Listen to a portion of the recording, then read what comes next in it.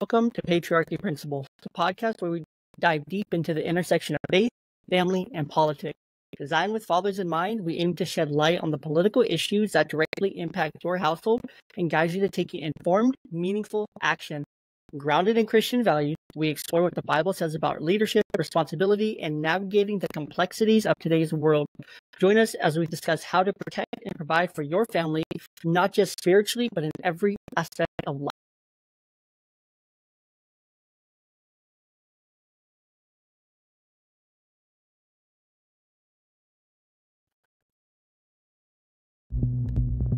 I'm super excited for today's podcast. I have a truly special guest returning to the show, Rena.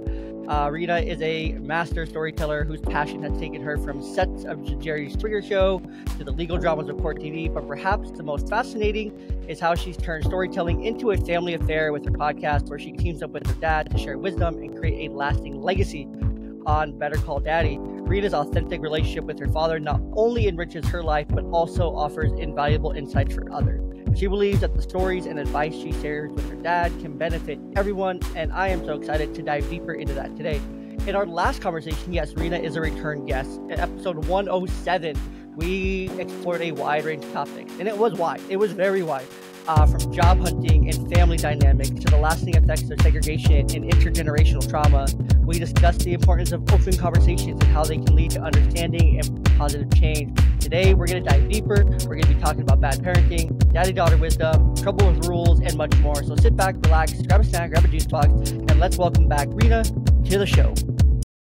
Rena, Thank welcome. you so much for having me. Oh my goodness. Check out the music. And also, I just want to say, I was listening to your last episode, Patriarchy Principles. There was so much gold in that episode. Wow. Especially about being present, which I'm excited to do with you today. Yeah. No, and so just to shout out the music is from the Podbeat app. You can turn any podcast or audiobook into a musical experience with the Podbeat app for free. They are a great supporter of the podcast. They're great friends of mine. I've had them on the podcast before. They're a great couple, total power couple. Joy has an amazing story for how Podbeat kind of came to life for her. It is really touching and inspiring. So Podbeat comes from a place of love and necessity and overcoming challenges, which is just amazing. So huge shout out to the Podbeat people. And yeah, thanks for plugging Patriarchy Principles for me. I didn't even have to do that myself, which is nice. But yeah, so that must have been, was that episode 1 or 2? 2? Let me look. I think that was still 2. queued up. Okay, yeah, that It's just number came 1. out. Oh, number 1. Okay. Yeah. Yeah, I thought it was really great. So many gold nuggets in there, especially like I liked what you were saying about quality over quantity. It's like we take our kids on these like extravagant trips and then all they remember is like the cupcake. You're like, well, I could have gone to Walmart for that. Yeah, exactly. So 1's really good. 2's even better. 3's going to be even better. And I love being able to do that on Patriarchy Principles. It definitely lost me some followers, but it's also gained me some better followers at the same time, which has been really interesting to go through that experience, because it's like the first time I'm really going through it where people are like, I'm going to cut ties with you because you're going into the political sphere, or, oh no, now I'm going to like re-engage with you or engage with you even more because you're going into the political sphere kind of thing. Because a lot of people are afraid to jump into that. And talk about, and we kind of did too. Yeah. See, I'm never afraid to talk into it. So Rena, last time you were here, we had an enlightening discussion that spanned various aspects of life. We talked about the challenges of job hunting and the complexities surrounding wrongful termination. Those are fun stories. Family dynamics and the pivotal role they play in personal growth were a big focus, especially the value of multi-generational relationships and the wisdom grandparents bring into our lives. Kind of, we were also talking about that pre-show too. We dived into some serious topics like unconscious bias, intergenerational trauma. I think we also talked about a little bit of anti-Semitism and racism as well. We did, yes. Discussing how these issues impact daily life and relationships. You shared how motherhood has brought balance and perspective into your life and the importance of changing parenting paradigm to focus on character traits and healthy habits. So our conversation underscored the power of open and respectful dialogue and fostering understanding and positive change. Wow, we talked about a lot last time. And then you were amazing, and you re-aired the episode as episode 387 on Better Call Daddy. Right? Yeah. I can double check that. I'm pretty That's sure really it was good. 387. And then we added my dad's 2 cents at the end, which he loved Yes. you. Yeah, your dad's 2 cents were awesome, by the way. Like, I kept re-listening to his, like, 2 cents, like, over and over again. And I was just like, whoa. Like, people He got gets stuff real, from this. right? He got so real. I was waiting for something bad, but I'm just like, whoa. Always, to be honest, like, hope that my dad doesn't offend anyone. He is just himself. Yeah. And it's funny because he's just like a real guy that like worked in a factory and hired and fired people and worked alongside people and has been in the trenches, and he just speaks from his heart and from experience, and I think people really feel that. Yeah, I think that's why he resonated with it so much, and why his, like, what he felt through it was, like, so relatable in that aspect, because Yeah. it's like, that's how I am, you know? I show up, you get exactly what you're gonna get. You know, you Yeah. get the same me every time. Like, I'm gonna talk about stuff. I'm gonna run my mouth. I'm gonna talk about whatever I want to talk about on my platform. And if you don't like it, great, unfollow. If you do like it, great, stick around. Because it's gonna be great. So, and now it's even more, and I feel so much better. I don't know if you've ever had this. So, I'll ask you this, but since releasing this new format of Young Dad podcast. So 173 was my first episode of like releasing it with a slightly new format, and things like that. And then launched my first couple episodes of Patriarchy Principles. And now I'm on the verge of releasing episode 2 of Biracial Broadcast, which is really helping me like unniche myself from just the parenting space and just the fatherhood space, which is still great. I still love it, of course, but helping me reach into these other areas where I'm also extremely passionate about, and other areas where I can talk about faith and politics and race and discrimination and things like that. Stuff I'm like super like I said, passionate about. So being able to unniche. So have you ever had experience being able to like unniche yourself and like re-niche yourself into new niches, and or have that feeling of just like being free and more free to create content that you're more excited about? That's such a great question. And actually, I moved to Texas, and over the last 2 years of living here, I was like, I'm going to check out different meetups and different conferences and kind of try to find where I fit here. And there was a guy, Mark LaCour, that I noticed sponsored a podcasting event that I went to. And then I saw that he ran 23 oil and gas podcasts. And then I volunteered to be one of his interviewers at a big conference in town. Then he invited me to 2 more conferences to be part of Podcast Row. And I really knew nothing about the oil and gas space other than my husband got a job in that industry. And what's really interesting about just showing up and interviewing whoever comes to your booth is people talk to you like a 5th grader, and they tell you their whole path, their whole life story, how they grew up, if their parents were in the industry, what they've learned, all of the different roles that they've had. And I was like, wow, this is fascinating. I would love to do a podcast in the oil and gas space now. And I saw recently that he was looking to hire hosts. And so I kind of threw my hat in and was like, I would love to do that. And so I'm getting ready to launch a second podcast, and it's going to be Oh, all live interviews from trade shows. I love events. I love trade shows, and I love getting people's stories. So I do feel like that is kind of a talent of mine, because not everybody can do live interviews unprepared. mm-mm. And it is a different side of myself that I have found really that I'm lit up from doing that. That's really cool. So when does that come out for you? Well, I am recording our first 2 episodes next week. Very So cool. coming Very soon. cool. And I'm going to have a co-host on that show as well, because as a mom of 4 and I'm balancing a lot, I cannot probably go to the ones as many out of state. So I'm going to Mhm. focus on all of the ones that are here in Houston. And Okay. then I might occasionally be able to go to like Galveston or, different areas of Texas, but I don't see myself going to like Dubai or Boston or places that would keep me away from my kids for over a week at a time right Fair. now. Makes sense. Yeah. Makes sense. No, that's really cool. So probably by the time this has released, that one has probably already come out too. So we'll get the details for you. We'll throw that up over on the website for you listeners to go and check out, over on youngdadpod.com, which is also something I've revamped and redone as well, as you know, to have like a total hosting platform. That was a big part of the rebrand too, or not rebrand, but like reimagining, whatever you want to call it. It wasn't really a rebrand because I didn't change the branding at all. I just added to the branding. But yeah, now there's a whole landing page for Young Dad Podcast. There's a resources tab where you can get transcripts, show notes, and so it's really cool how you can do there. You can see guest appearances that I've done as well, which is all just really cool stuff that I'm really excited about. So I keep adding to it, changing it, tweaking it.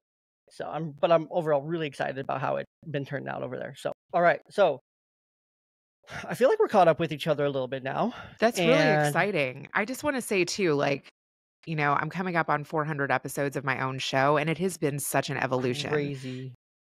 I've changed intros. I've gotten better at doing ads. I just did an ad with this guy. His name is Jey.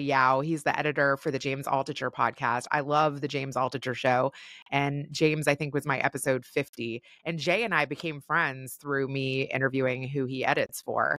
And just he's very active on Twitter. And, people in the podcasting community, it's a small world. So I saw one day that Jey on Twitter had posted, like, hey, if you're working with a brand and you want to make like a more fun commercial, reach out to me. And so we did one for Namecheap because they did a makeover on my website. I actually won. They were like picking a couple different podcasts to make over their websites. So I won, and then we did one for Namecheap. And then I love the Headliner app that creates like audiograms. So we did one for them. And now there's a lady, Caroline Bash. She's one of my most recent episodes, and she created this supplement. It's a mix of ashwagandha and tulsi leaf, and it's supposed to like bring on calm, which I always need, and I love her product. And so I reached out to her and I was like, hey, can I get creative and make an ad, and would you be interested in sponsoring? And so this is my third sponsor, and I feel like I've gotten so much better at doing ads now. In the beginning, it was just like reading a script. I totally sounded like I was reading. And now I've gotten to the point where I can just have fun with it. Like I can be silly. I can add sound effects. I can add music. Yeah. So I've noticed your evolution. I think it's awesome. Like I said, I was just listening to that Patriarchy one this morning, and I was like, wow, he's got music. He's branching out in different directions. He's finding his voice. How cool. And I also feel like that. That one was hard. Like just the whole idea of patriarchy principles. Like the biracial broadcast, that one was really easy to like put a stamp of approval on and whatnot. But the patriarchy principle one, that one was I pushed off for a really long time. That was something I wanted to do for, oh my gosh, a long time. And then all of a sudden I'm starting to connect with people in the space, like just not randomly, but not coincidentally either. But I'm connecting with more people in this space that are, aligning views and have really cool things going on. So then 1 turns into 2, and two turns into 4, 4 turned into 8, 8's now turned into 60 kind of thing. So it's just been an exponential like amount of like people that I've like been able to find and talk to and whatnot. So many awesome veterans and so many like programs for veterans, talking to different people when it comes to like DV shelters for men and different programs for veterans and things like that. Just finding so many different people, in addition to like more apps now. Like there's more app creators that I'm suddenly connecting with. MMA fighters who have 50,000 followers on Instagram are liking my content from that specific, those shows. And so it's like, well, you like my content, so I'm sending you a message kind of thing and connecting with them. So it's been really cool to see like taking that step, taking that risk. Yes, has it lost me a couple, podcasting relationships that I had at one time? Yeah. Will it be ultimately for the better? Yes, because I had a boss that taught me really early on, the next person you hire is already better than your worst employee that you have. So that's kind of the perspective I'm taking on. Like, yes, I may have lost a follower, but these new ones who I don't know yet, who are just barely following me, are already better than the ones that are better than some of the ones I already have. So that's kind of the approach I've been taking with it. So that's cool. Can you like tell me why it was hard for you to? Yeah. So it was hard just because it was just an idea that I wrestled with for a really long time. Like it was something that I had thought about and thought about and thought about for months upon months. And that's no coincidence when you have the same thought over and over and over again. And it was conversations I was starting to have more and more, where I would start diving in a little bit to faith and fatherhood and politics and things like that on episodes, and then I would, reel myself back in real quick before it got too deep into the weeds.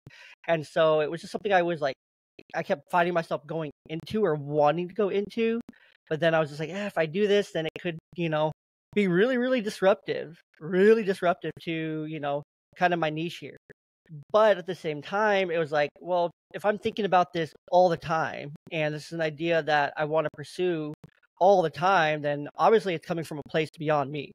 And so I was just like, so what would it be? What would it be called? Would it be like faith, fatherhood, and politics, or kind of thing? So then it was like, then I was suddenly brainstorming and thinking of different ideas for the name, and then I finally landed on the name.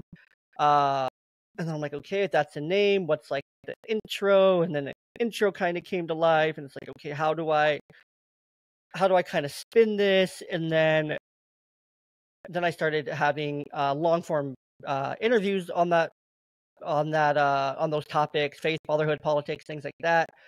And then it's like, okay, well, I guess this is like a real thing now. And so now I need to figure out when to put it out and when to make it happen. And I knew as soon as I put it out that I was going to get messages, which I did. I knew people were going to block me, which they did. I knew people weren't going to love the messaging, which they did not. Some people did. But at the same time, it's been great because there's been some relationships that are better now. Like Manny and Sean from the Manny and Sean Experience podcast, one of my favorite podcasts personally. They're two really good friends of mine. They've been on episode 2, and you know, we have very different views on things. They do politics episode on their podcast, their variety podcast, so they talk about everything. But they have very different views on things than I do. And so I took the time to reach out to them. I said, hey, just so you know, I'm launching this new project. This is what it's called. This is kind of what I'm talking about. Like, we have very different views on a lot of things, but at the same time, like, no, like, I still fully accept you guys. You guys are still amazing. I have no harsh words towards you. And they're like, you know what? It doesn't really matter that you have different views on these things.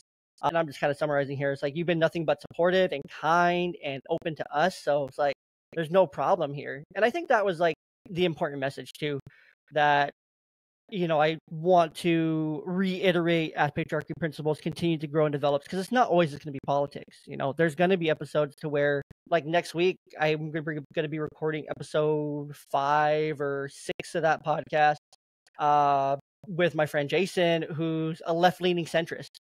And so it's very different from myself, but we're going to talk about it in a different like aspect. We're going to spin that. And it's like, I'm not trying to convince him. He's not trying to convince me. We're both set in our ways, kind of thing of where we're at. But we're going to have a conversation about just safety and fatherhood and faith and how it all intertwines to each other, things like that. So that's really the point of it, is to think about how can you, as a parent or as a father, arm yourself like politically and, you know, with this knowledge to be able to make better informed decisions. And like the second episode that came out with Casey, that was out yesterday at the time of this recording on October, today's the 10th, yesterday was the 9th. More like, we talked more about like recovery, because he had a bill that he's been working on that he got up to JD Vance in Ohio there. So he got all the way up to the Senate in Ohio there, focusing on like recovery and fatherhood and things like that, a big part of his story.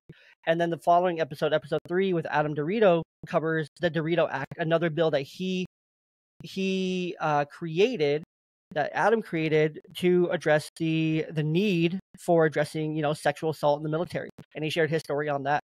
And then episode 4, I don't remember who episode 4 is, but yeah, just those like first 3, it's like, yes, Aaron's like episode was heavy, right? We talked a lot of big topics. We dove into it. We got into the weeds kind of thing. But as you continue to listen on, like the messaging kind of changes there. Like you can get the different messages and whatnot. I'm curious about the title. Like, what does that title mean to you? So, Patriarchy Principles. So, as fathers, we're the patriarchs like of our families, right? We're the patriarchs of our families. And so we have to instill the principles of the patriarch, right? So patriarchy principles. So these are the principles of the patriarchs of the home that we're trying to pass on to future generations. That is so good. That is so interesting. I love that. Yeah. That's a really interesting way to think about it. Yeah. Because that's essentially what we got to do with faith and fatherhood and our views and our values and things that are important to us need to be important to our kids so that they can learn and understand. So it's really about learning more knowledge to be able to pass on to your kids and not being afraid to like have these conversations if they're happening. And so when we talked about in episode 3 that's coming out here next week, it's like we talk about, you know, sexual assault, but being able to talk about those things like a little bit about like within the family, things like that. And like on episode 2, we wrap back in the Bible too. Like I brought up the story of Noah, and we talked about addiction and things like that, like examples in the Bible of addiction.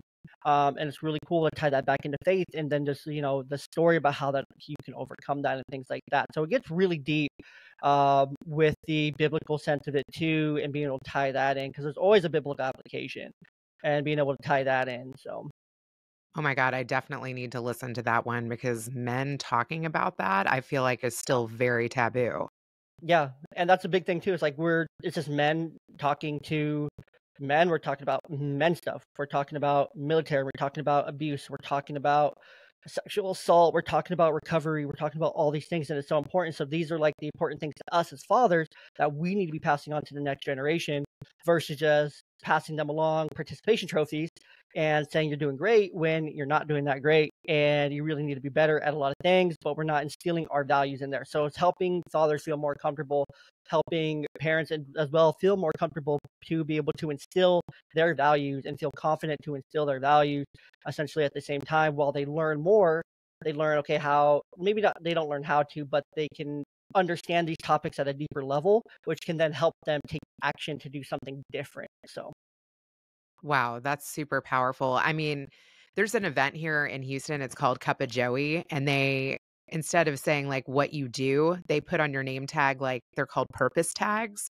And you have to say like what your purpose is, like what gets you out of bed in the morning. And I, for a long time, have been trying to figure out kind of like what's my legacy. I feel like my dad is so like crystal clear on like what his is. And he always says that he's living for the people before him and the people after him. Like he feels like his legacy is tied to, like you're saying, what did his family stand for? What did his family teach him? What would his family die for? And some of those things he wants to carry on to me, and he wants to carry on to my children. And he feels like that's why he's here. So I feel like my dad has made that very clear to me. So I put that on my purpose tag. Like my purpose is I'm living for the people before me and after me. Hey, it's easy. It's easy to remember. And I do feel like I'm somewhat internalizing that, but that really ties in, I feel like, to the title of your show, right? yeah, Like 100%. what were your parents taught that they held on to? What are you taking from them? What are you altering? Yeah, pretty much too. And like what's important to you too, like in the here and now. What issues are really important to you that you want to see, big change in, like you want to see federal change in, that you want to see changed or different at the same time too. When it comes to recovery, when it comes to sexual assault in the military, when it comes to just any other issues that we discuss over there on the podcast, like what other issues are important to you to change. So I love that. Wow. As far as me getting edgy, I would say this whole Israel-Gaza war thing and anti-Semitism is something too that like I do feel like is kind of one of those topics that has presented itself again and again in my mind, and how I've handled that, because people are always like, oh, who are you voting for? Or what side are you on? And a lot of people don't even feel like they could even ask me that publicly. I get that a lot in my DMs though. And I have also had people on my show that do not agree with me on my stance there. yeah. And probably lost people over people I've interviewed around that topic. That's kind of how I handle it, is if I don't feel knowledgeable enough to speak on the history of the region, I have interviewed people who are. Definitely. Yeah, and so but that's the point too. Like that's a bigger like perspective here too, if we're talking about it like in the broader spectrum. We have to be willing to have these conversations with others who can teach us more and educate us, which is like a big Yes. part of Patriarchy Principles, which is a big part of Biracial Broadcast, which has always been a big part of the Young Dad podcast in itself. It's like I want to learn from other people and talk about things that maybe I don't know. And I want to talk to all these so-called parenting people, all these coaches and stuff, which don't get me started on coaches. I've had a lot of coaches on the podcast, but there's a thing there with coaches. And me and the other mental health professionals, we all agree on it. I haven't met one other mental health professional that doesn't agree with my stance on coaches. So that's where I'm going to leave that one, though. So shout out to all the coaches that have been on the podcast. You guys have been great conversations. But, I like talking to all these people because they have a thing or two that has worked for them, that has been uber successful with them, clients, things like that.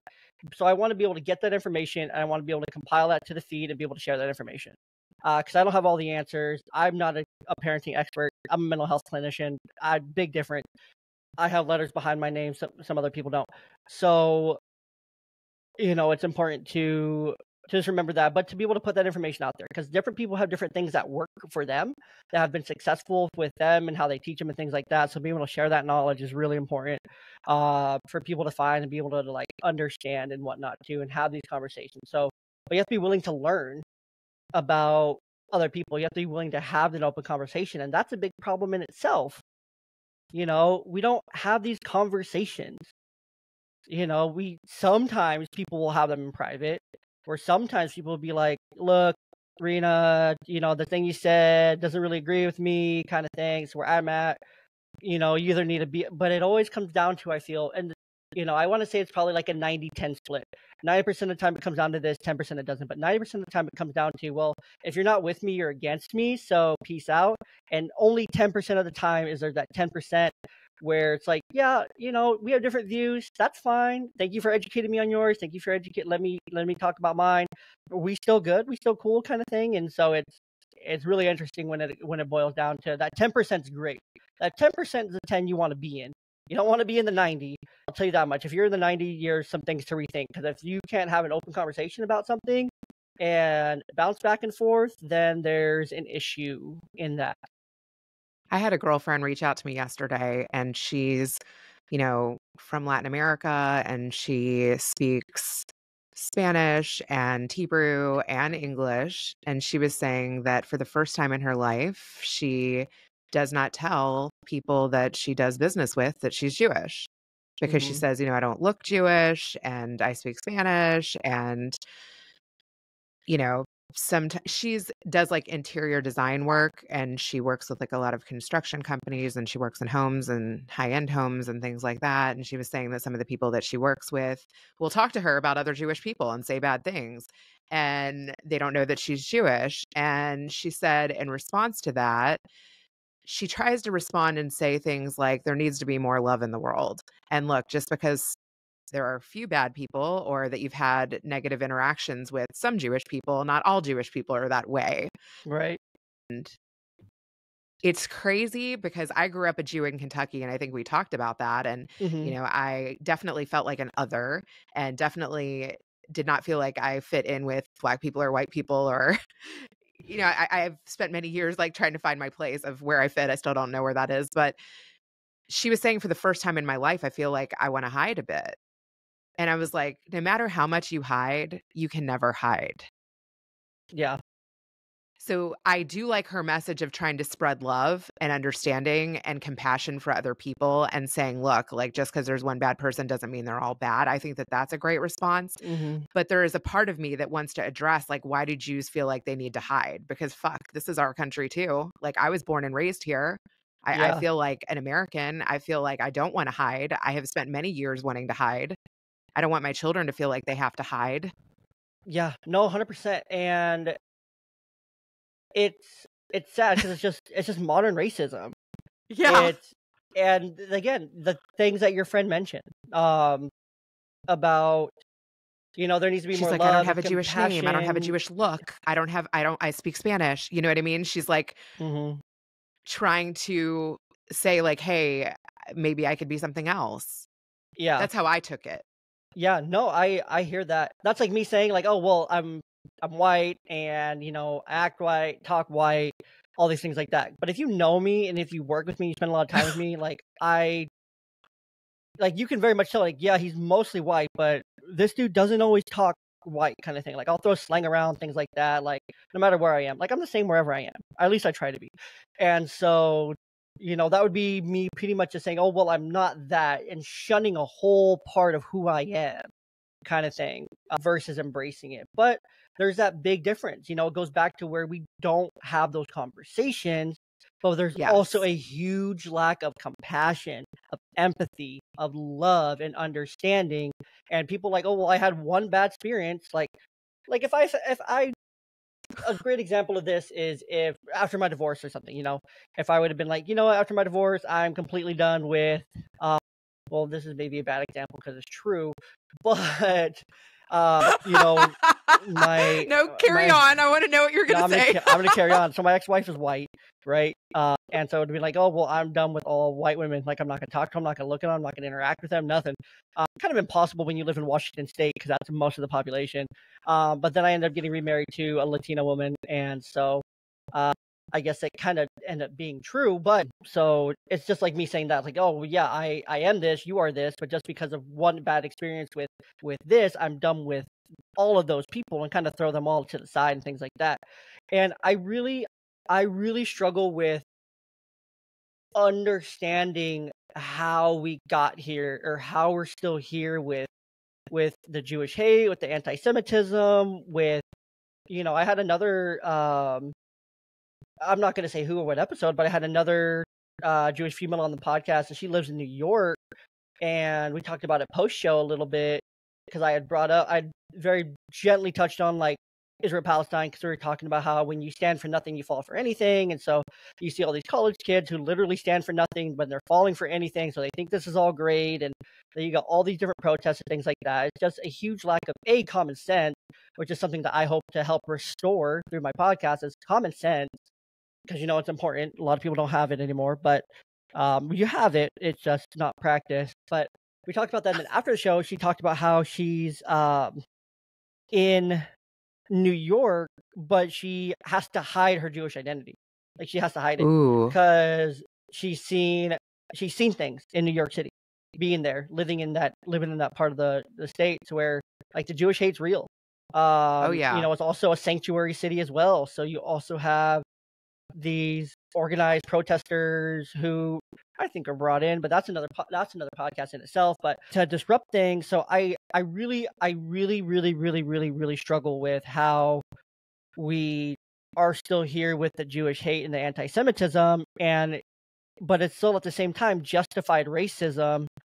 But it's I don't get it. I don't get how we're still here. Like, I've tried to research it. I've tried to understand. I'm just like, why is it always Jewish people?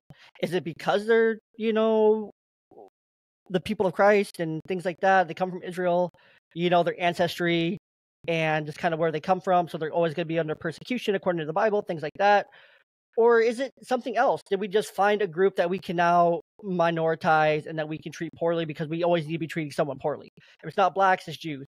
And that's kind of what happened too. It kind of went from blacks and African Americans and, to where now it's Jews, and it's, white people are also under a lot of scrutiny too, different parts of the country. And then it's also men at the same time. So we always got to categorize someone to hate. We're always hating someone. And I only use that word because it's a technical term here. I don't like using that word beyond it, but we find these groups of hate, and I really don't understand why it's the Jewish people. Like, what did they do to deserve this? What did Jewish people do to deserve this? I don't get it. I'd like to know. Yeah, because all I know is that Jewish people came here to this country, and they built great businesses. They built a lot of different parts of this country. They gave a lot to this country and helped build it because they escaped persecution. But if you think about it, we're all immigrants to this country. Every single damn one of us, except for Native Americans, are immigrants to this country. None of us belonged here. We came and commandeered this land in 17 whatever, Christopher Columbus's exploration, and then the founding fathers and Declaration 1776, and whatnot. And then we just started taking over more land, and we just took more land until we went from sea to sea kind of thing. Or like, this is great. We're going to stay here, set up shop kind of here. So more people migrate and things like that. And so it's like, how can we say that this land is my land, this land is our land, when we very much make it not feel that way at the same time? Such a good question. I was even wondering about an episode that I just published. I interviewed a guy who was from my grandfather's generation, who was patriotic and served in like the Korean War. I'm thinking, do you feel our generation is patriotic? No. Patriotism is dying. It's on the brink of extinction because of hyper-controlled media and hyper-controlled industries and things like that, pushing agendas. If you believe everything that you see on TV, every single commercial that you're watching while you're watching Peacock or CBS or Paramount or Hulu, whatever, you're watching those commercials and you believe every single one of them, you're a little dumb. You need to wake up. You're missing a lot. Yeah. You're missing a lot. Go hop on Twitter. Get off of Threads and go hop on Twitter. The Threads is a lot of the same thing, and it's sad because Threads is great for a lot of things, but it's also terrible for podcasts and two-sided narratives on a lot of different issues. You can find both sides on Twitter because Twitter is fully unfiltered. You can find both sides. You can fact check. You can research. You can do things. There's this other new AI that I found. It's called vtnews.ai. So it's valuetainment. vtnews.ai. Not a sponsor of the podcast at all. It's ran by the same company that does the PBD podcast, Patrick Bet-David, Valuetainment. So they created a vtnews.ai to where you can ask it a question and then it'll show you the answers. It'll show you articles and it'll give you like a scale of like, okay, who's reporting on this more? Is it more left or is it more right that's reporting on this? Or is it 50-50? So you can like fact check, do like this fact checking and things and whatnot. So it's really cool as well. So another cool thing there. No, I just wrote that down. I hadn't heard about that. It's fantastic. I played with it a little bit, but no, patriotism is definitely something that's just not alive. It's struggling to stay alive. And if you're a patriot, people just think you're extreme. If you love America, that's a problem. If you love your country, that's a issue. So it's confusing to how we got here. But it also makes sense because if it goes back to, I don't remember who it was. It was somebody.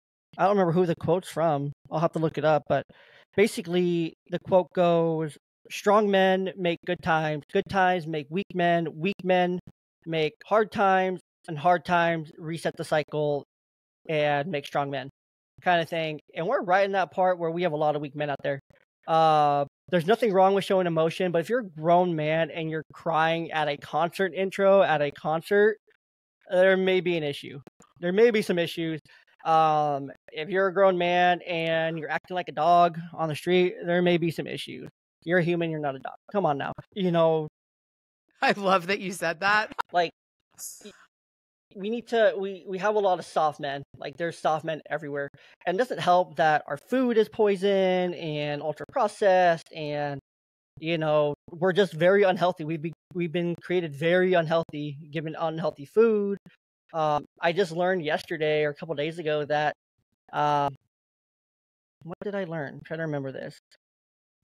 That I want to say it was the cigarette company, because cigarettes were like the big addiction back in the day, right? They were like the big addiction, but then the cigarette company ended up buying all the food companies and then creating processed foods. Yeah, so it all kind of stemmed from there, and then they all kind of not monopolized, but they all kind of took on these all the food industries were being ran by the cigarette industries, and so they bought them all up. So and that's why the Fruit Loops look like that? Yeah, I mean, it could be. But no, it's just crazy. So unnatural colors, yeah. Yeah, it's weird, but it's all there. Like, it's some crazy stuff. And you work in mental health, so that's interesting that you're thinking about the food aspect. I definitely think that the reason there's all of these behavioral issues has to do with the dyes and the foods and the non-exercise and the being 100%. Addicted to screens and all of that. 1000%. Dyes are terrible. There's kids to where they have like some red dye or some blue dye, and then they completely change. They turn into wild little Donnie Thornberries from different times. And so the dyes are a big part of it. The lack of exercise is another big part of it. School system, public education is another big part of it. And oh my God. So it's all so bad. Screens are huge, big part of it. And so, yeah, but it's also like, at the same time, it's like, well, it's hard for us to change things because we're all stuck in these cycles at the same time. Like, okay, well, I want to see change, but I also can't be the one to change things with my kids and my family because I'm stuck in this cycle of working so much just to afford to keep a roof and food on the table because of inflation so damn high. And so totally. I don't have time to make change. And so how can I make change when I really don't have the time to be able to do so? And so then that becomes a question. It's like, okay, well, none of us really have the time to make change. We all want change, but none of us have the time to make change. We don't have the time, money, or we don't have the time or resources to make change. And so we just kind of stay stuck and we fall further and further into the cycle. And yeah, it's just we're just caught in these patterns, which turn into intergenerational patterns. They turn into intergenerational traumas.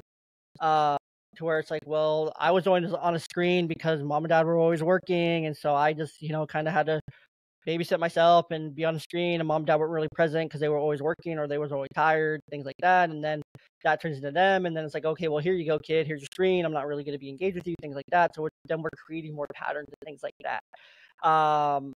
And then that next generation now has to try to break off these generational patterns of your own family kind of thing. And so how do we create these healthier environments? How do we create, or where do we start for this change? I think your podcast is where you're starting, and you get up early for it and you make it a priority, and you're learning from other people, and those lessons that you're learning, I do think trickle into your kids. Yeah. I hope so. But, we have to foster these healthier environments for our kids at home. We have to foster healthier environments for our kids at home. We have to be open to doing something different, going against the grain a little bit. And it's okay to cause a little bit of chaos, in different industries and different circles, because that gets people talking. That gets people talking, which is so important. What chaos have you caused? Releasing patriarchy principles has been chaos, which has been great. Really cool to see. I definitely try to I go against the grain at work a bit too, from time to time, to where I do things a bit different or do things in a more efficient, effective way. I follow all the rules, but the way I get there is a little, different sometimes. And so I try not to cause chaos. I see rules as guidelines that are kind of restrictive. And so rules are a struggle sometimes, where it's like, yeah, I'll follow the rules to the point where I'm not going to get fired from my job, but I'll not follow the rules so I can, actually make progress in what I'm doing at the same time. That makes sense. I mean, what comes to mind for me is there's designated parking spots of where you can drop off your kids in the morning. And I kind of made up an extra designated parking spot where I like to park at the front so that I can get my kids in the most efficient manner, since I'm dropping off 4 of them. And they told me that I can't park in my made up spot anymore. And so I see other parents parking there. So now I just kind of made up a new one. But I'm like, if I want my kids to follow the rules, and I even say this to them, I'm like, mommy's going to follow the rules today, even though they want me to be sheep. Let's, pick our battles here. So I feel like I'm teaching my kids a lesson in that. I'm like, okay, I got a slap on the wrist. I'm going to follow the rules for a few days, but I see other parents parking there too. I'll probably do it in a couple weeks. Yeah.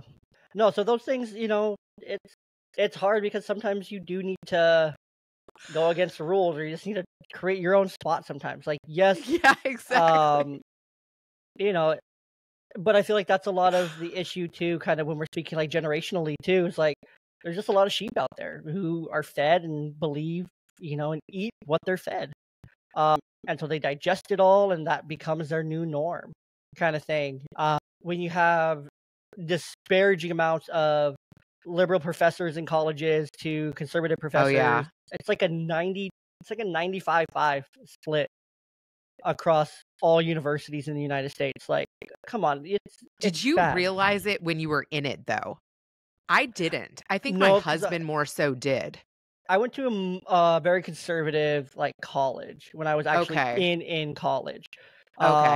Before dropping out and then finishing online. So when you're online, you don't really feel it at all because you have very little interaction with these professors. You're not really attending lectures or things like that. It's more self-paced. You just kind of do your work, study, turn it in kind of thing, at least for my programs and whatnot, which was really nice. So very little influence on it, but you can see it, look at where the biggest college protests are happening. Look at those demographics on that campus. Look at where those campuses are. I mean, do you see anything like that happening at BYU? Do you see anything happening at Liberty? Do you see anything happening at Notre Dame? Do you see anything happening at Army, Texas A&M. Texas Yeah. A&M. You know, do you see it happening in Tennessee? Do you see it happening in Ohio? What happened in Ohio was a revival of faith. I don't know if you saw that, but there was a revolution there, Jesus revolution there, a revival of faith at Ohio State University at OSU.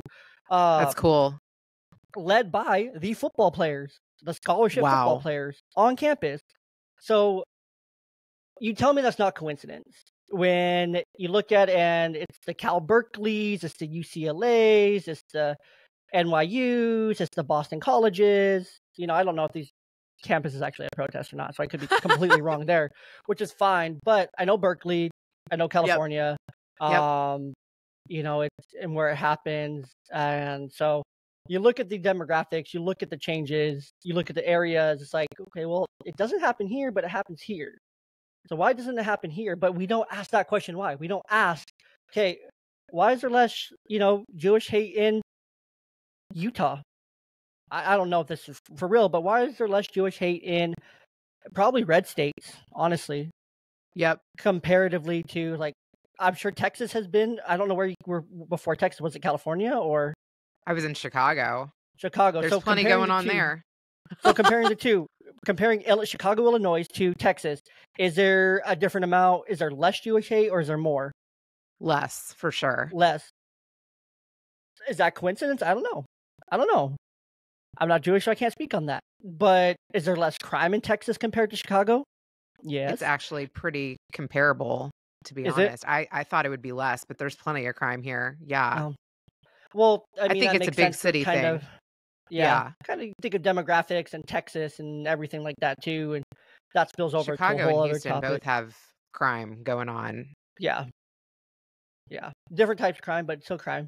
But you look at, so that was a bad example. But there's less hate here, right?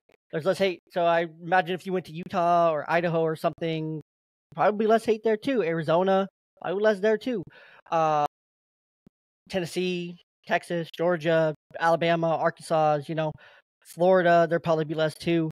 So why is it in these states that are more traditionally red states versus blue states, why is there more hate in blue states when the party that, controls these states preaches a message of equality, but there's more hate coming from the actual people as part of that party? It's just a question. I'm just asking why, but we don't ask why. We don't get into the why of these things. And so it's important, especially when it comes to raising kids and trying to, fix the generational trauma and to break negative generational patterns with your own family. Like, you have to ask, okay, why was this such a pattern for so many years? And, once you understand the why, then you can start to learn, okay, then you start to learn how I can break this, how I can make these changes, what I can do different, where I can make the changes. Once you figure out the why, then your who, what, when, where, how all come into light. But you have to find the why first. I had a girlfriend message me, and she lives, I think, near DC. And she said, she sends her kids to public school, and she has kids my kids' age. I think one of her kids was in kindergarten. And one of the kindergartners said to her kid, "I can't play with you because you're Jewish." Yeah, it's like kids don't care. Kids just want to play.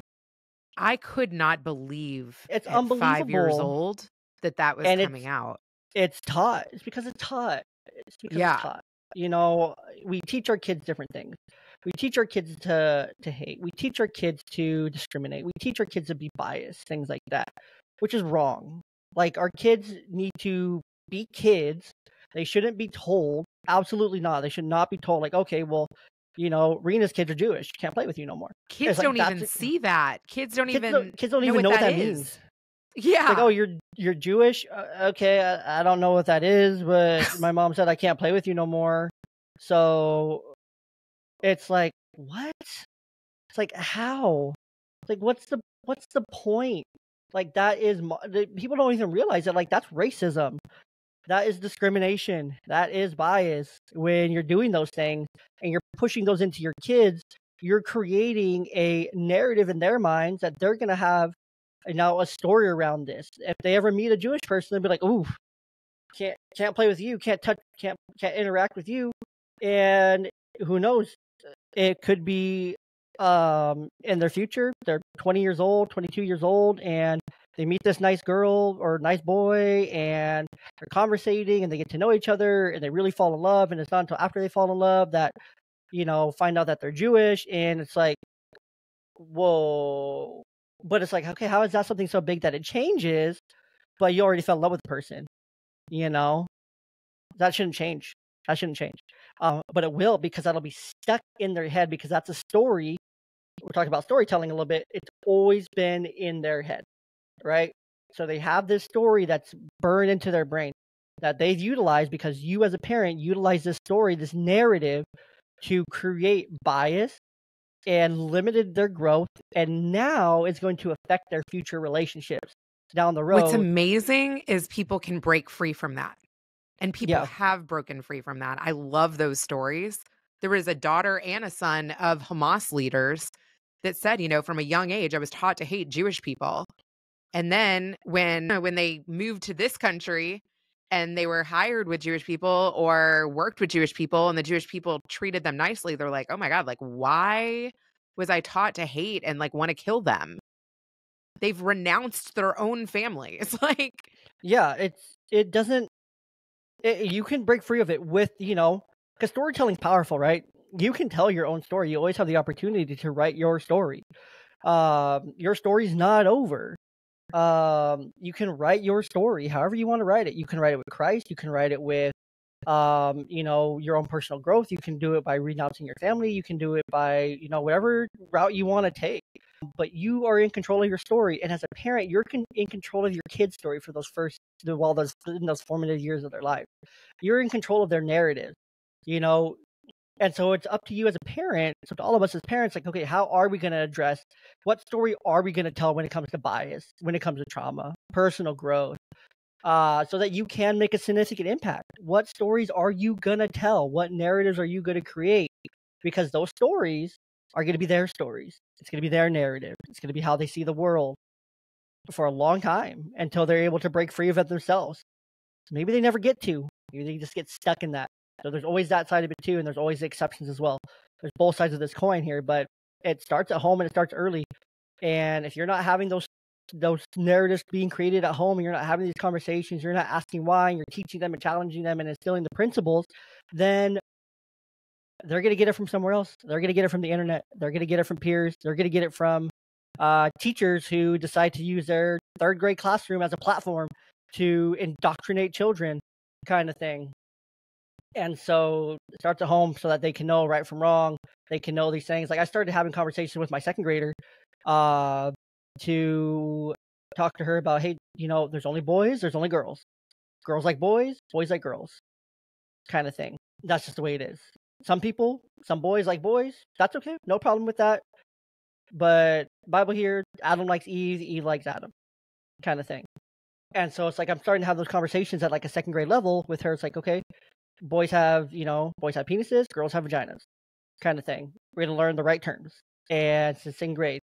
And, if anyone touches you here, that's inappropriate. And, you don't touch anyone here in these areas, kind of thing. Boy or girl, you don't touch them here. And so if you want to hug a friend, ask to make sure that they're okay with you hugging them. If you don't want to be hugged, make sure you communicate that. You don't let people just hug you or touch you if you don't want to be touched, kind of thing. So, these are the narratives and the stories that I'm teaching. It's like, there's only boys, there's only girls. If there's only he's and she's, hers, his, her, kind of thing. You can still respect the person as an individual, but you don't. They're a boy, they're a boy. They're a girl, they're a girl. Simple as that. Can you imagine our grandparents having these conversations? Like, they for sure did not. They didn't have to. It's just like mind-blowing. It's like they didn't have to. They never thought of it. Even our parents, my dad never thought he would have to have these conversations, kind of thing. I never had to have them growing up, because it was like, no. So it's like, now we are having to do this. Millennial parents were having to have these conversations with our kids to essentially like save them, from falling victim to... part of the patriarchy principles. 100%. And we have to save them from falling, victim to, woke mind virus, and to being, caught up and, transition without our permission. So There's a Oh my lot of things. God, yeah. Yeah, there's a lot of things. And I mean, that's a big reason why Elon is so passionate about what he does with Twitter. Because it got one of his kids.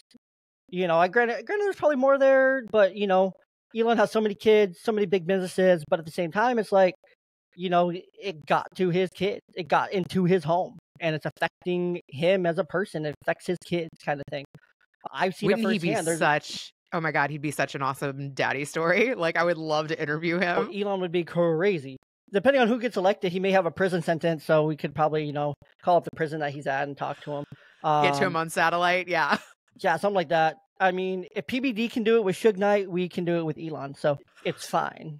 But Call me up for that. Yeah. No, honestly, for real. He'd probably be so down for that. It'd be crazy. But where was I going with that? I wish I was at that rally where he's like forever memed. I wish I was there. Yeah, and he's just like jumping on the stage, but it's like that just shows you how much energy like that's energy, that's passion. That's love like it. Commitment. That's like, like he's all in. This is like I'm all in. Like I'm either all in or I'm going to jail. Literally is what he said after. Is like, well, if this doesn't happen and this doesn't go the way that we think it's going to go, then I'm going to jail, and I don't know for how long. And Twitter's probably gone. And so he said, I'm not selling it. I'm keeping it, and it'll still run. But he's like, I don't know how long my prison sentence is going to be, because they're going to throw him in jail. They're going to weaponize the justice system and get him and everyone around DT thrown away. Put away and locked away so that they can recontrol the narrative or reconstruct the narrative. But I love how this has turned into an episode like Patriarchy Principles, more or less. But just remember, 12 I listened to it right before. Right? You're ready. But just remember, like 12 of the last 16 years were controlled by the left. There was 4 years as a 4-year sample size of where things were amazing. America was great. No new wars, recovering from, previous administration, trying to rebuild forward. No one thought he could do it. No new wars. Abraham Accords. Iran was sanctioned. They had no money to fund any of their proxies, and inflation was low. I mean, I remember paying $25 to fill up my gas tank. I remember paying $100 and I got a full cart of groceries. Eggs weren't a commodity. I can't even get out of Walmart without spending $100 now. Yeah, and that's on like just a few nights dinners, I know you go there for like to pick up some donuts, and your kids talk you into like a couple more things. You're like, how did I just spend $100? Yeah, no, 100%. It's crazy. And so it's like we all lived through that 4 years. We've lived through the last 4 years. We can compare apples to oranges. We can compare the two sides for exactly what they are. And one side was clearly better for the economy and whatnot. And yes, there's different things, tax breaks, things like that, whatnot. But I feel like I paid less taxes, and things are better overall for my life, for my family, things like that. So that's all I'm saying there. So do your research. Don't just be a puppet. Don't be a sheep. The only time you should ever be a sheep is when it comes to following Christ. Do you feel like we're living in Messianic times? I feel like we're getting close. I feel like we've been in them for a long time. I definitely feel like we're getting closer and closer to living like we're approaching, if not, we're already in the book of Revelation in so many different ways. The only thing we're really missing at this point is the Antichrist. And once, there's speculation, there's, always conspiracies and whatnot. Elon's the Antichrist or kind of things like that. It's like, or AI will be the Antichrist or things like that. But it's like, we're all the signs are there. I mean, we're having terrible storms. Death and destruction everywhere, where it's terrible that we can sign $157 million to go overseas, but we can't sign $157 million to repair Carolinas, to repair any of the damage done to our own people. Yet for $750 for an application that you don't have power or internet to access is cool. It's sad. It's really sad. It's crazy. And now Florida was hit, so now there's even more. But Governor DeSantis there, yes, he may not be presidential. Yes, he may not be a presidential candidate and whatnot. You may not like him, but you may not like Florida. But you look at his track record, like Florida's going to be rebuilt in a day. Planned for, resources for, allocated for. He's ignoring calls from the federal government, and he's just taking it into his own hands, as governors should. as governor should be able to do and to plan. He's a very strong leader. He's a very, very strong leader, and that I'll compliment him for.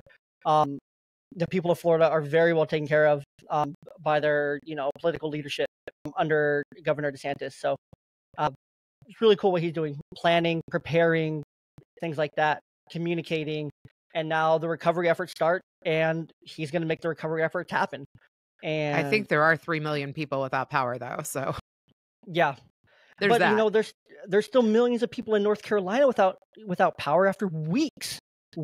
I just experienced the Houston one where we had to leave our house. We had no power for over a week. Yeah, it was insane. Yeah, it's like, how do we let with 4 kids? It's too hot. How do we let families and kids have no power for a week, 2 weeks, 3 weeks now going on in some places? Then you appreciate the fridge. You're like, oh my God, having a refrigerator that works is really something to be grateful for. And also air conditioner. Right. So it's all something super important. It's all so important to just remember, like, where are we at now? Look at what's happening now. This is probably the worst thing for one campaign versus the other. While one campaign is sitting back, relaxing, being like, look at what they're doing. Look at what they're doing, kind of thing. Putting it on full blast. She is out here recording episodes of Call Her Daddy. I saw that. People actually thought that she was going to be on my show. I had a couple people reach out to me. They're like, how did you get Kamala? I was like, I didn't. But I won't respond to that publicly, and I'll let, people think that I did. Right. And it's just like, okay, well, while she's out recording these podcast interviews, while these millions of people are dying, flooded, without power, without homes, without shelter, without food, without water, without clean water, without power, without internet, electricity, things like that, she's over here recording an episode to Call Her Daddy. Like, there has to be a time and point to where, if you're the vice president and you're campaigning for president, you should, in my mind, my common sense brain says, okay, maybe I step away from this right now and I go handle my actual job of running the country with a dementia patient president. And 100%. I step away from this for, a couple weeks, because early voting's already started. I would say 50 to 60% of people are already decided on who they're going to vote for at this point. And the other 40% is more kind of like 51-49 back and forth until they go and vote at the polls. Early voting's already started. You just had a massive natural disaster, which could make or break your campaign. There's no way that the former president is on the ground talking to people before you guys even show up. Like, how does that say about the administration here? Like, oh, we're going to go record podcast episodes, get you on SNL and all these late night New York, liberal media shows, things like that. Versus being able to say, hold on, no, you guys need to go and handle this. This is going to look a lot better. But her handler's like, no, do these interviews, kind of thing. And so it's just like, my common sense brain is like, this, you need to go and handle and do your job. The thing I can't stand the most is like, she always says, on day one, you're already there. You've been there for 3.5 years. That's the biggest thing for me, is I'm like, 3.5 years. Like, how do people still buy that though? That's crazy. Like, how do you buy that? So I'm with you there. It's like, wake up, people. Let's wake up. So, but yeah, it's crazy out there. There's a lot of things that, we need to have conversations, conversations like this, to where we thought we were going to talk about a bunch of, more love. We thought we were going to talk about some other things, but we went off the rails pretty quickly there. So I'm going to have to do some editing on the beginning of this one and turn it into a little something different, but that's okay. I can't wait to hear what my dad has to say about all this. Yeah. So I don't know, we didn't even get to hit any of the questions I wanted to hit on, but we kind of talked about them at the same time. So my goal today was to talk about, bad parenting, which we kind of talked about, daddy-daughter wisdom, which we kind of talked about. We talked about rules a little bit. We talked about breaking negative generational patterns a little bit, and we talked about storytelling in itself as well. So it's really cool how we hit on all these topics, but in a very different roundabout way, to be able to kind of get through all of them. So, but this was a super fun conversation. Regardless, let's bring it back down. Let's have some fun to end us here. All right. A little sound effect. So let's do some fun questions. What's a hidden talent or hobby that most people might be surprised to learn about you? Hmm. Well, all of my kids, for some reason, are like crazy flexible and like double jointed. I used to be able to do the splits in all three directions. I think it would probably be painful now. But Probably. I think they've got some of that for me. Like they can bend and twist and move their fingers in weird ways that would probably gross you out. So maybe that's like something genetically in me. Maybe. Maybe. I would say for me, if I had to answer that, which nobody asked, but that's fine. Hidden talent? I don't know. I don't really hide anything. I guess most people are surprised to learn that I have a podcast, and I've been podcasting for so long and have so many episodes. People are like really surprised to learn that about me because it's just like, oh, well, you're just an average dude. It's like, yeah, I'm just an average dude, but I use my voice. You know, I was blessed with a talent of being able to talk and have conversations with people and not be afraid to, make it up as I go and chop it up kind of thing. So I guess that's a cool thing. I Um, love that. Yes, that is definitely a talent that not everyone has. yeah, it's definitely one that, I knew I had to use and one that I knew that, I have it for a reason. I got to use it kind of thing. Do you have any unique or quirky family traditions that you hold dear and hope to pass down or have continued passed down through the generations? Yes, we made up one, me and my husband, and it was kind of like a spinoff on somebody else's tradition. We went to like a Passover retreat and they were like acting out like the whole play of Passover. So every year on Passover, we take like two blue tablecloths and we pretend like we're the splitting of the sea and we shackle our kids and give them like a Moshe cane and we have like a Moshe beard and we have them escape from Egypt. I love They that. run through the splitting of the sea. I love that. I love that. I guess ours for like holidays, thinking of holidays, kind of where we're at now, by the time this episode comes out, is we always go and pick out a new ornament every year for the tree. So everyone gets a new ornament every year. So we try to keep track of those because that brings back some really cool memories and stuff when you see old ornaments and things like that. And it was super fun last year when we did it with my wife. It was the first time that she was doing that with us. And we went to Hobby Lobby several times. If you don't like Hobby Lobby, that's fine. You don't have to like Hobby Lobby. Some people call it the Bigot Craft Store, but that's fine. Great prices, great selection. And she wanted to keep picking out these like glass ornament like donuts, but my little one was so little at the time. She was like just barely 3. So she kept breaking these ornaments at Hobby Lobby. And so we couldn't get it picked out, but then my wife and we got it home and then it ended up falling off the tree and breaking. So one of us had to go and hope that they had another one and replace it. So she'll hear the story someday. I have But an no, we do ornament that. story. You Actually, do?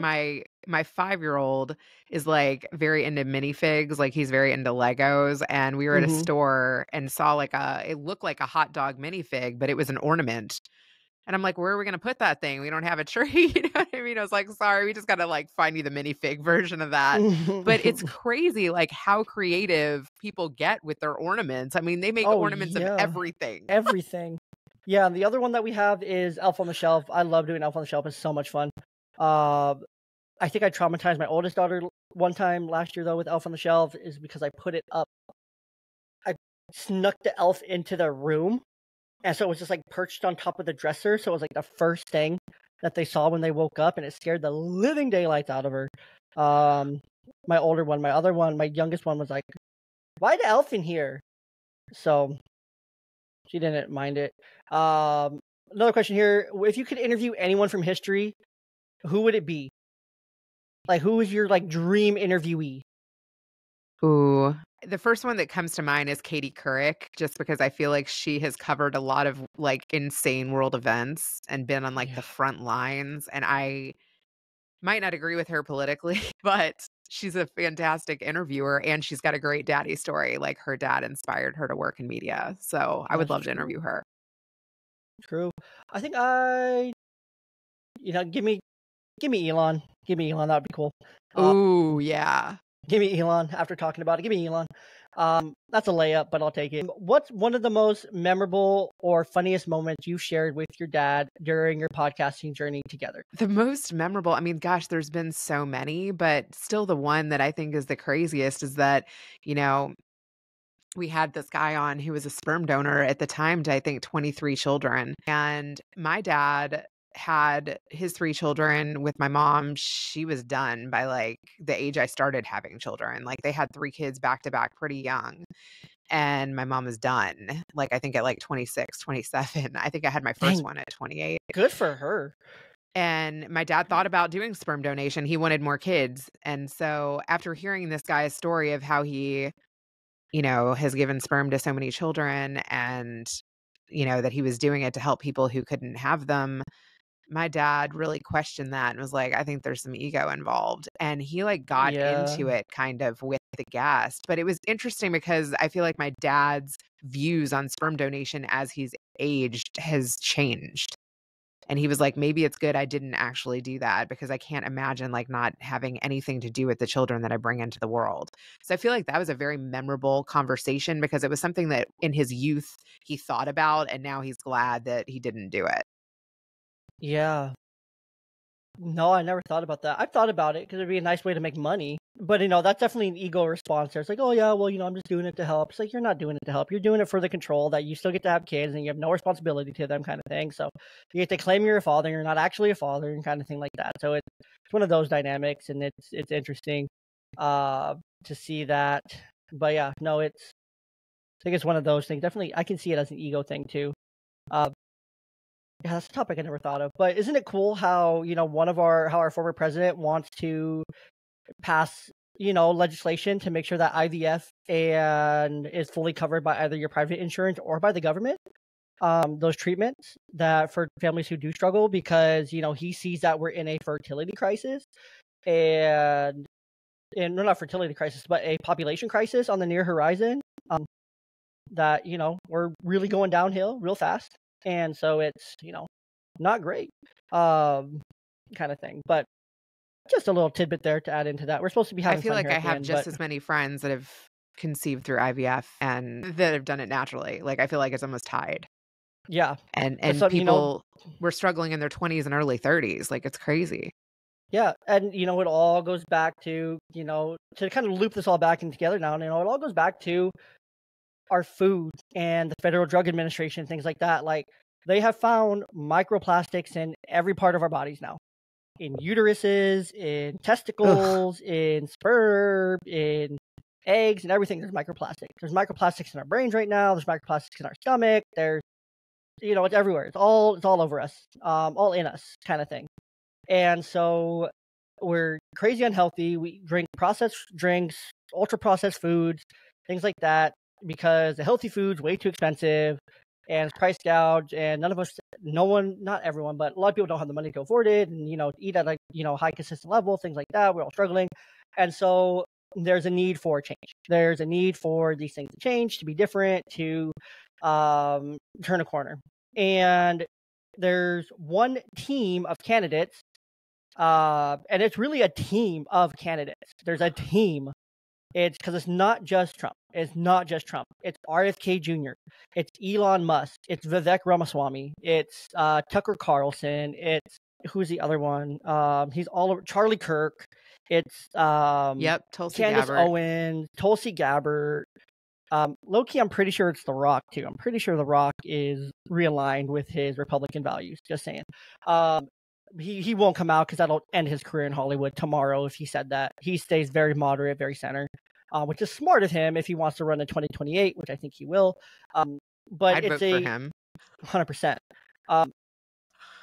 And so it's just like there's this team of people, and they all have like he's created like the Super Friends, basically, right? This administration, this cabinet, to where he learned from his mistakes of the first time. He knows exactly who he needs to do what jobs, which shows leadership growth, and just him planning like by nominating a 37-year-old VP to lead the next generation. Genius kind of thing. These are all business moves. He's made business moves. He runs his presidency like a business, a very well-ran business. I would say so myself. And so it's really cool to see. But you're voting for a team versus the machine. It's a team versus a machine. Classic comic right here that we're in, literally in 2024. The machine of the left that controls everything, dang near, is being fought by the Super Friends, and the Super Friends are winning. And so I'm just thinking that would be a great title for this episode: a team versus a machine. Yeah, team versus the machines. But yeah, so it's important to just remember that, to do your due diligence. I'm pretty sure this episode will come out post-election. Maybe I'll squeeze it in pre-election, who knows? But whatever it is, please go and, continue voting, continue getting out there, continue, using your voice, researching, educating yourself. There's great sources out there. VTnews.ai is a great unbiased source. It's free. They have a freemium version. They have a premium version as well. So there's different versions that you can use and pay for, things like that. There's different resources out there. Do your facts, follow both sides. Follow Candace Owens, follow the Candace Owens of the world, follow the Charlie Kirks of the world, Tucker Carlson, things like that, but also follow the other sides of it too. Follow the Jimmy Fallon's, Jimmy Kimmel's, the left-wing media, things like that. Follow the other side of everything, the CNNs, the CBSs, or maybe not CBS, the CNNs, the ABCs, NBCs, of the world too. Get both sides and really make informed decisions. Make informed decisions is very important. And just remember, one side is tolerating Jewish hate. The other one doesn't. Remember, one side has had a terrible last 4 years, and the 4 years before that were pretty good. So make your comparisons, make your conclusions, things like that. And yeah, Rena, any final thoughts? Anything that you want to add in here at the end? Or find an encourager, find a support system, kind of like you said, team approach. I think that the way to move forward is finding your tribe and finding people who have knowledge, things that you can learn from. Like you said, when you kind of changed your direction in your podcast, you got closer friendships with people that you wanted to go deeper with, and you kind of shed some skin and moved on from people that your time had been good and you moved on from.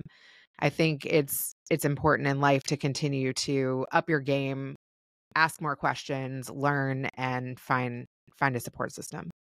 Yeah, I couldn't agree more. So, well, Rena, thank you so much again for joining us on the Young Dad Podcast, or Patriarchy Principles, whatever the heck this episode ends up being. Super excited to have had you, and had this conversation with you, had these conversations, and can't wait to have more. And make sure you guys all go and follow Rena. You can find her at bettercalldaddy.com. You can find her podcast, Better Call Daddy. And yeah, those are the places, right? That's right. bettercalldaddy.com and Rena Friedman-Watts across all social.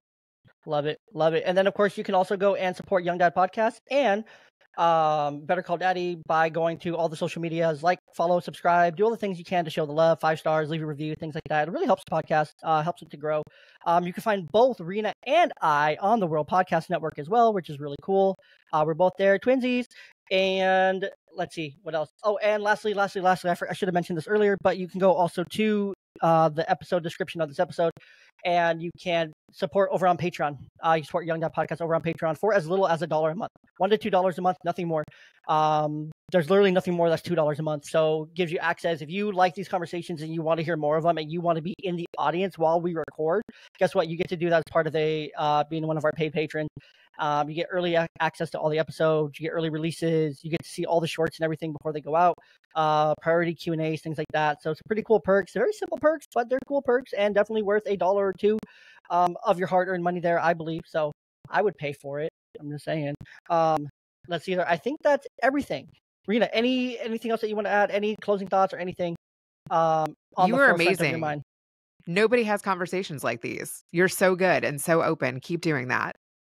For sure. Well, that's what we're here for. We got to have the conversations. If we're not having the conversations, there's a problem. We got to have the conversations. So you're amazing. Thank you so much for having me.